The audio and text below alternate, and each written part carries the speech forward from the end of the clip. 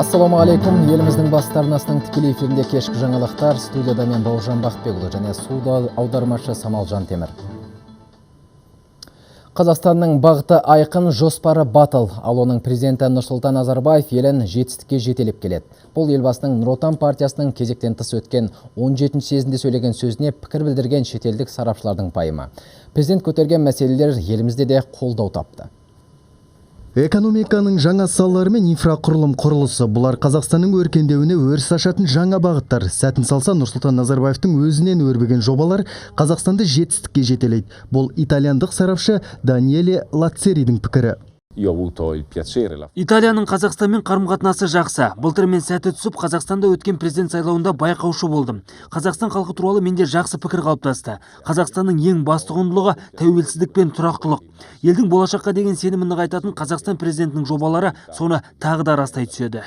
Біріккен ұлттар ұйымына кіретін көптеген ел Қазақстанның қысылтаяң уақытта реформалар жүргізу қабілетіне тәнті. Бұл ретте өркенді ел өзге мемлекеттерге де өнеге.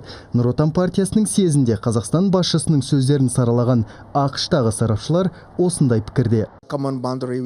Міне 12 жыл өте келе Қазақстанның ширақ дамып жатқан елдегі белсенді даму үрдісін көріп, көп нәрсені үйренуге болатынын аңғардым. Қазақстанның табиғи ресурстарға, тәуелсіз экономикаға көшу жоспарының жүзеге асуын бақылап, табысты саясат тәжірибесінен сабақ алу біз үшін өнеге болар еді.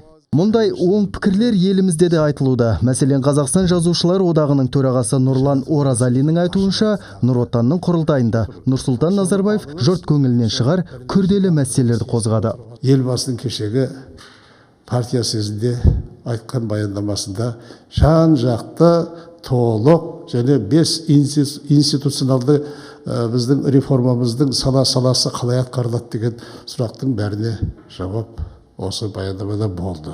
Жазушылар ұйымының басшысы елбасы халыққа өзінің пәрменді тілектерін кеңейтіп, ұғынықты жеткізді деген пікірде. Ендігі мәселе олардың орындалуы. Бақтияр Хамит, Есбол Жамшитов, Хабар.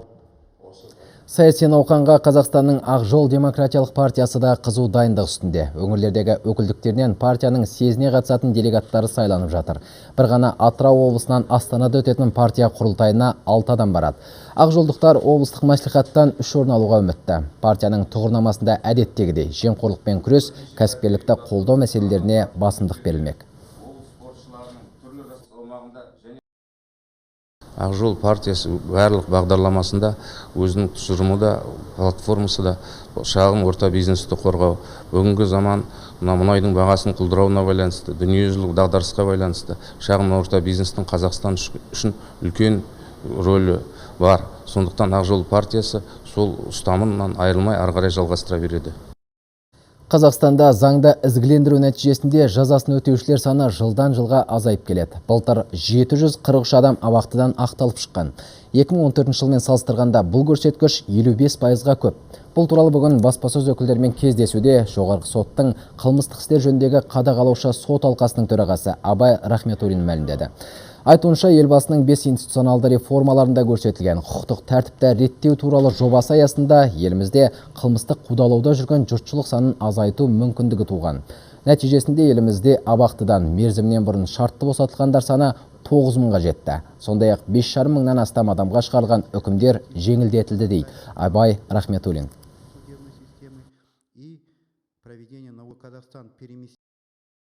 Бүгінді жоғарғы сотқа жүктелген екінші реформаның барлық 11 қадамы заңнамалық тұрғыдан іске асырылды деп анық сеніммен айтуға болады. Аталған бағыттағы жұмыс тиісті мерзімде және лайықты деңгейде жүргізілді. Ұлт жоспарында сот жүйесі бойынша бекітілген барлық жаңашылдықтар 2016 жылдан бастап іске асуда. Бұл жаңашылықтардың барлығы отандық сот жүйесін неғұрлым жаңғырта түсті. Нұрлы жол бағдарламасы аясында еліміздің шығысы мен батысында логистикалық хаб пен теңіз инфрақұрылымын құру жұмыстары қарқын алады. Сондай-ақ Қытай, Иран, Ресей және Еуроодақ елдерінің құрғақ һәм теңіз порттарында терминалдар салу көзделуде. Бұдан бөлек көлік тасымалдар жүйесін дамыту мақсатында республикалық маңыздағы 7000 шақырымнан астам автомобиль жолдары жаңғыртылады. Оларда ақы алу жүйесін енгізу жоспарланған. 2022 жылға қарай жол жүруден түскен түсімдер шамамен 41 миллиард теңгеге жетеді. Бұл қаражат республикалық маңыздағы автожолдардың күтіміне жұмсалатын шығынды толық өтейді деп күтілуде. Бір ғана Шығыс Қазақстан облысында биыл жол жөндеу жұмыстарына шамамен 3 миллиард теңге жұмсалады. Ел қазынасынан бөлінген бұл қаражат 108 шақырым жолға орта жөндеу жүргізуге бағытталады. Жалпы өңірдегі жолдардың 3447 шақырымы республикалық маңызға ие. Сондықтан түрлі деңгейдегі жөндеу жұмыстары аймақта жыл сайын кезең-кезеңмен жүзеге асады. Өскемен, Семей, Астана бағытындағы күре жол мемлекеттік нұрлы жол жобасына енген. Ал Алматы, Талдықорған, Қалбатау, Өскемен бағытындағы жол Қытай елінің инвестициясына жөнделмек. Қазавтожол мекемесі мамандарының есебінше өңірдегі жолдардың 50%-ның жағдайы қанағаттанарлық. Күрделі жөндеулерге дайындалып жатырмыз. Оған проекттің сметалық документациясы дайындалып, 89 километр Центр-Восток бойынша, содан кейін Қалбатау, Өскемен бағытындағы 102 шақырым жолдары проекттің сметалық документациясы дайындалып әзірленіп болды. Еліңе пайдаң тисін десең, қазақстандық өнімді сатып ал. Отандық азық-түлік тауарлардың бағасы қолжетімді. Импорттық тауарлармен салыстырғанда анағұрлым арзан әрі сапалы. Соңғы айларда олардың құны біршама төмендегені байқалады. Мәселен, Астанада ұн және ет өнімдері былтырғымен салыстырғанда едәуір арзандаған. Бұған тілшіміз Зайнор Байжігіт те көз жеткізіп қайтты. Біз елордадағы әмбебап дүкендердің біріне келдік. Халық көп тұтынатын тауарлардың бағасы қандай? Мұны өз көзімізбен көріп, бағаларды бағамдап көрейік. Мәселен, Қазақстанда жасалған мына макарон өнімі 88 теңге тұрады екен. Ал шетелден, Ресейде жасалғаны 155 теңге тұрады. Енді айырмашылығын есептей беріңіз. Әрі қарай кеттік. Ал дастарханға ылғи қойылатын сүт өнімі сарымай қанша тұрады екен, оны көрейік. Отандық өнім 1379, ал Украинада жасалғаны 1649 теңге.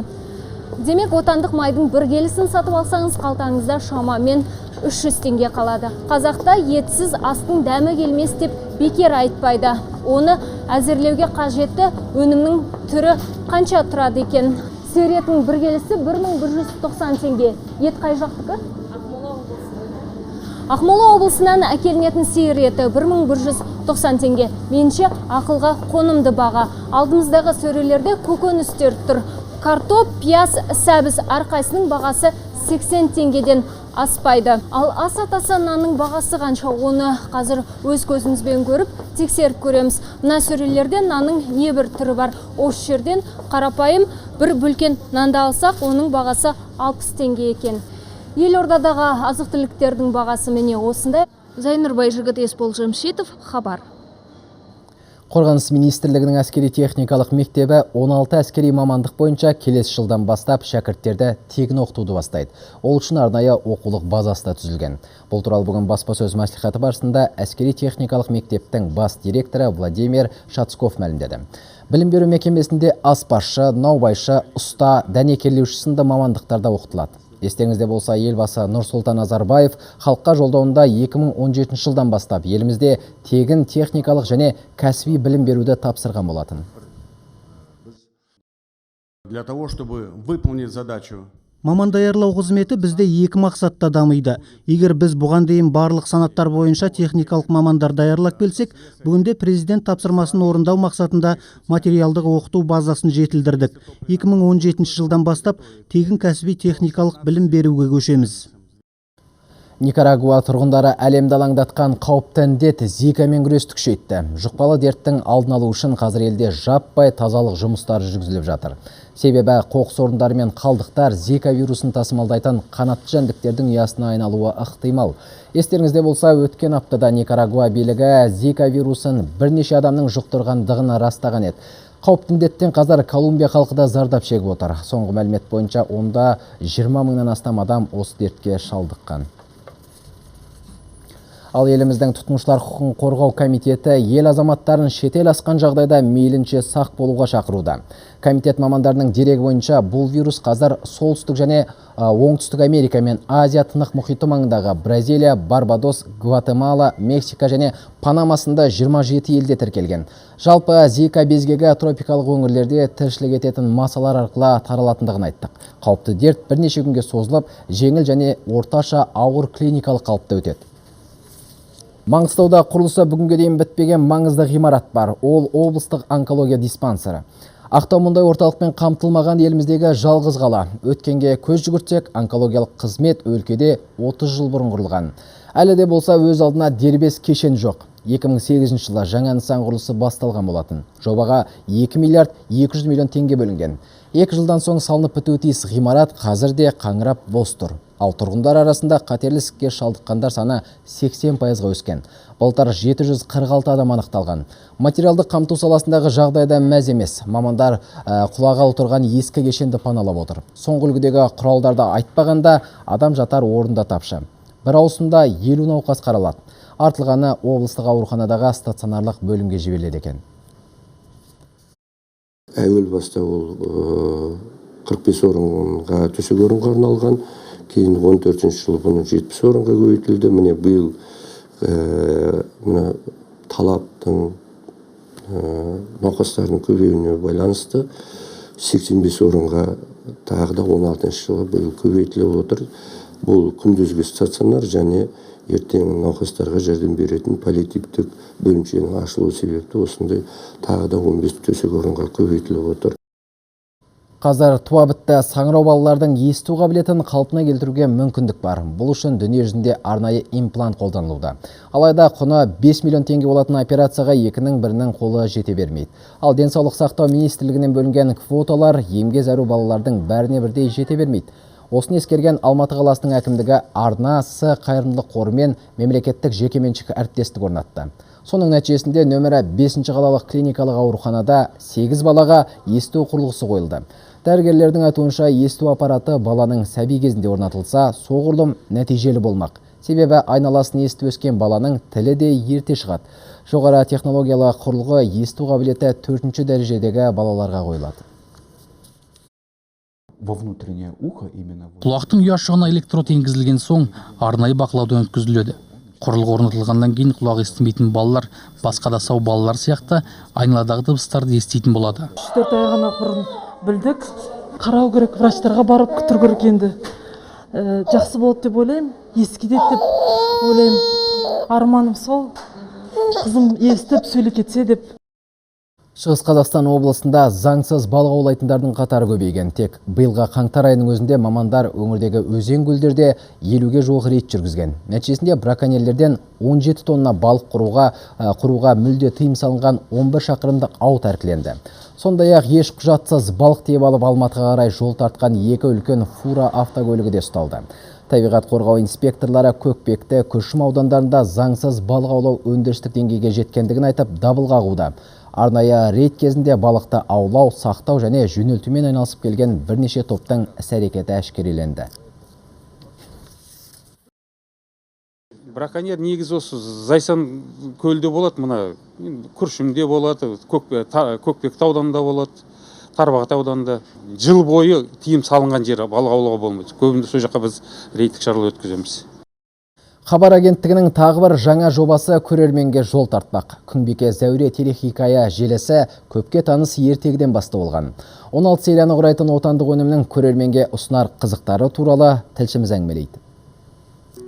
Оқиға желісі ауылдан басталады. Анасы қаза болып, алаңсыз балалық шағымен ойда жоқта қоштасқан Зәуре қалаға әкесін іздеп келеді.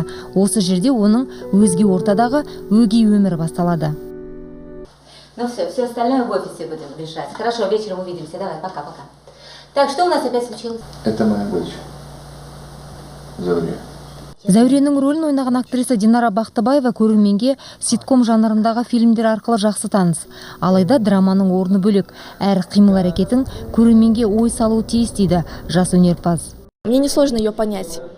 Зәуренің мінезі менің мінез құлқыма ұқсайды деп ойлаймын. Дегенмен маған ол жақын, мен оны түсінемін. Сондықтан ақылды ішкі ұстанымы мықты Зәурені ойнау маған қиын болған жоқ. То есть все это логичная цепочка, понятная, естественная. 16 бөлімнен тұратын фильмнің режиссері Ернар Нұрғалиев. Телехикаяда басты рөлдерді Венера Нығматуллина, Айнұр Ниязова, Жандос Айбасов, Нұрлан Төреханов сынды актерлар ойнайды. Шығармашылық топ өкілдерінің айтуынша, актерлық құрам қатал сыннан өткен. Өте қатты талған болды. Біз жабық кастинг болды. Өзіміз іздедік. ондай даладан шақырған деген ондай болған жоқ. Кино туынды оқиғасы дәл ертегідегідей. Күнбикенің талай қиындықты басынан өткізгенмен мақсат мұратына жетуімен аяқталады. Жаңа жоба наурыз айында көрермен назарына ұсынылады. Гүлжан Көленқызы, Жандос Айтбайұлы, Ернар Сайлаубаев, Хабар, Алматы. Әзірге айтарымыз осы, қорытынды жаңалықтарымызды 20:00-де көре аласыздар.